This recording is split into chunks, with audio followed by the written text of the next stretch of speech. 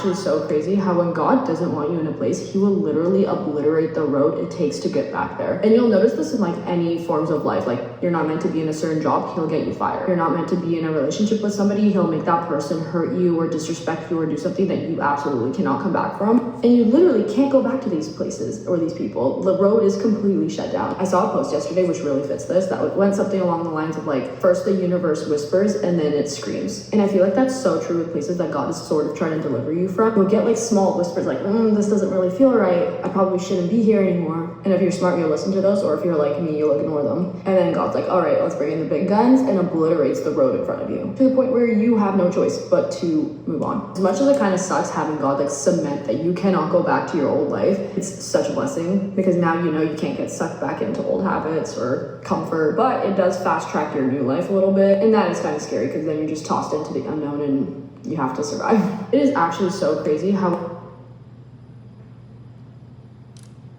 Listen, one thing I try not to do is just be so quick to be like, God did this and God did that, right?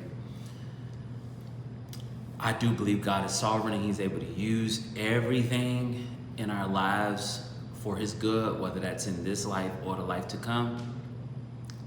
I do believe that. However, I try to be very slow about saying like, God destroyed this, so I wouldn't have access to it again, because I've seen on the flip side to where, you know, people went right back to the things that they said God destroyed, and it's like, well, did he destroy it or did he not? So, but I will say from experience, I've been in like situations and lifestyles that were unhealthy, and there was a connection that was broken that allowed me to walk in freedom from it. Now, there were still opportunities for me to get back into it, and at times I would fall short into it. However, what I noticed was God was that there was an inward working of the Holy Spirit calling me out of the very thing I fell back short into and reminding me like, hey, there's a reason why I brought you out of this. There's a reason why you have conviction now. There's a reason why you can't be comfortable in this. There's a reason why you're looking at this different, or you feel shame and guilt about it. There's a reason why, because that's the Holy Spirit, the conviction of God, the truth of God just working in our lives to remind us like, hey, this is bondage territory. This is shame territory.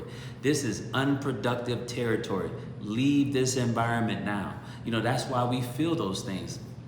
But you know, to say God ultimately just destroys a situation. No, I personally believe that God opens our eyes to truth and what's happening and sets us free. And if we want to walk in that freedom, we can by just staying surrendered to him.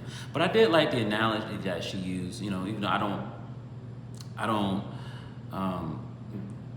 live by this whole idea of what the universe does and what the universe doesn't, because I believe God is the creator of all. But she said, first the universe whispers, then it screams. It's just a great analogy for me. I believe it's God working in us in subtle ways to open up our eyes, to open up our hearts to receive him. And whether it's a whisper or a scream, some of us come at whispers, some of us come via screams. No matter what it is, when God is calling, we got to pick up the phone and answer. Because on the other side of that is freedom. On the other side of that is a new life, a new way. And I say this from experience, you know. And as we journey with God, he will give us the strength to continue to overcome that old life, you know, to push back against temptation of our old ways, of these paths that, you know, that we were once on.